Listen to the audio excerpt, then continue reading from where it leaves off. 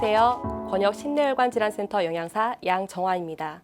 이번 시간에는 장수진 전남대학교 병원 영양팀장님과 함께 연화곤란 환자의 영양관리 방법에 대해 알아보도록 하겠습니다. 안녕하세요. 영양팀 장수진입니다. 연화곤란이란 무엇인가요? 뇌졸중으로 인한 신경 손상으로 근육이 마비되면서 음식을 씹고 삼키는 데 어려움을 겪는 삼킴 장애를 연화곤란이라고 합니다. 연화곤란이 있는 환자의 경우 흡인성 폐렴, 영양 불균형, 탈수, 체중 감소, 기도 폐쇄 등이 나타날 수 있으므로 기도로 넘어갈 위험이 높은 음식은 피하여 안전할 뿐만 아니라 영양적으로도 균형 잡힌 식사를 유지하시는 것이 중요합니다. 폐렴은 사망률이 높은 합병증인데요. 충분한 주의가 필요할 것 같습니다. 그렇다면 연화곤란 즉 삼킴장애가 있는 환자분들은 주로 어떤 증상이 나타나나요? 음식을 먹을 때 사레가 들려서 기침이 나는 증상, 식사 후 쉰 목소리가 난다거나 목 안에 이물감이 남아있는 경우, 음식을 섭취한 후 한참 후에도 입안에 음식물이 남아있는 경우 등이 있습니다. 하지만 가장 위험한 것은 무증상으로 보호자의 세심한 관찰이 필요합니다. 아무래도 무증상인 경우 환자의 상태를 알 수 없기 때문에 더 위험할 것 같습니다. 연화곤란 환자들의 식사를 돕기 위해 도움이 되는 자세들이 있을까요?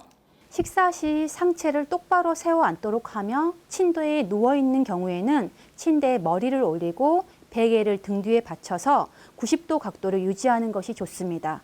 또 음식을 먹을 때는 젓가락보다는 숟가락을 사용하도록 하고 턱과 고개를 약간 숙인 상태를 유지하며 몸이 한쪽으로 치우치면 물건을 이용해서 중앙에 위치하도록 하는 것이 좋습니다. 식사 시에는 상체를 90도로 세우고 몸이 한쪽으로 치우치지 않도록 하는 것이 좋습니다. 그리고 음식을 입에 넣을 때에는 마비가 오지 않는 쪽으로 넣어주시고 환자가 입안에 음식을 담고 있는 경우에는 뺨을 마사지해주거나 살짝 밀어줌으로써 마비가 되지 않는 쪽으로 음식을 씹고 삼킬 수 있도록 하는 것이 좋습니다. 식사 중에는 말을 하지 않고 식사에 집중할 수 있도록 하고 식사 전후에는 음식물이 입안에 있는지를 확인해야 합니다. 또한 식사 후에도 충분한 휴식을 취할 수 있도록 하는 것이 좋습니다. 그렇다면 연화곤란이 있을 경우 식사 자세도 중요하겠지만 어떤 형태의 음식을 먹는지도 중요할 것 같습니다. 환자의 상태에 따라 음식의 점도와 질감의 차이가 있을까요? 그렇습니다. 연화곤란 식사는 음식을 다지거나 갈아서 질감을 조정하고 음식의 점도를 조정하여 제공하는 식사로 조절 정도에 따라 1단계, 2단계, 3단계로 구분되어집니다. 1, 2, 3단계 식사에 대한 설명 부탁드립니다. 비교가 쉽도록 일반 식사를 먼저 보여드리도록 하겠습니다. 사진으로 보는 것이 일반 식사입니다. 평소 먹는 식사의 음식 형태라고 생각하시면 되겠습니다. 1단계 식사는 기본적으로 죽과 부드러운 반찬을 이용하며 죽과 반찬은 수분을 제거하고 곱게 갈아 되직하게 제공합니다. 당연히 액체 상태의 음식이나 곡물 음식은 제한되며 섭취가 필요할 때는 점도 증진제를 이용하여 점도를 조정합니다. 1단계 음식의 점도 조절은 흐르거나 흘러내리지 않는 푸딩 형태 정도라고 생각하시면 됩니다. 2단계도 1단계와 같이 죽과 부드러운 반찬을 이용하며 죽은 살짝 갈거나 반찬은 곱게 다집니다.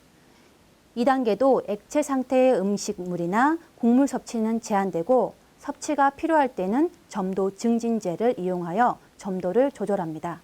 2단계의 음식의 점도 조절은 꿀 정도의 점도입니다. 3단계는 된 죽과 진 밥을 이용하고 반찬은 작게 다져서 제공합니다. 3단계는 환자의 상태에 따라 액체 상태의 음식이나 곡물 음식이 허용될 수 있으나 섭취가 어려운 경우에는 점도 증진제를 이용합니다. 3단계 음식의 점도 조절은 과일을 으깨서 만든 진한 음료인 넥타 형태로 만들어 드실 수 있으십니다. 1단계는 갈아서, 2단계는 곱게 다져서, 3단계는 작게 다져서 음식의 질감을 조정하고 점도는 1단계는 푸딩 형태, 2단계는 꿀 형태, 3단계는 넥타 형태 이렇게 정리하면 이해가 더 쉬울 것 같습니다. 그렇다면 연화곤란이 있는 경우 액체로 된 음식은 특히나 주의가 필요할 것 같은데요. 안전하게 먹는 방법이 있을까요? 점도 증진제라고 시중에서 쉽게 구할 수 있는 제품이 있습니다.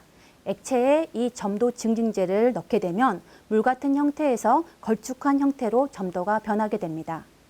영상을 보시면 원하는 액상식품에 환자의 연화 능력에 따라 점도 증진제의 사용량을 조절하여 넣습니다.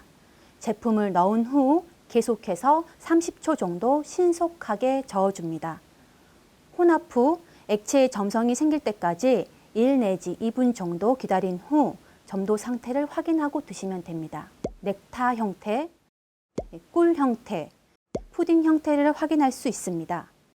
액체 상태의 음식 섭취가 어려워서 수분 섭취를 충분히 못해 탈수가 발생할 수 있습니다. 점도 증진제를 잘 이용하여 안전하고 충분한 수분 섭취로 탈수를 예방하는 것이 중요합니다. 연화곤란이 있는 환자분들은 물처럼 액체로 된 음식을 드실 때 점도 증진제를 넣어 음식물이 기도로 넘어가는 것을 예방하고 충분한 수분 섭취를 하는 것이 좋을 것 같습니다. 연화곤란 환자의 영양관리 방법을 정리해보면 음식에 삼킴이 어려운 연화곤란이 있는 경우 그 정도에 따라 음식의 형태와 점도를 조절하셔서 식사하도록 하시고 식사 시 상체를 세우고 마비가 되지 않는 곳으로 음식을 씻는 등 음식물 삼키기에 도움이 되는 자세를 취하는 것이 좋겠습니다. 지금까지 연화곤란이 있는 환자의 영양관리 방법에 대해 알아보았습니다. 감사합니다.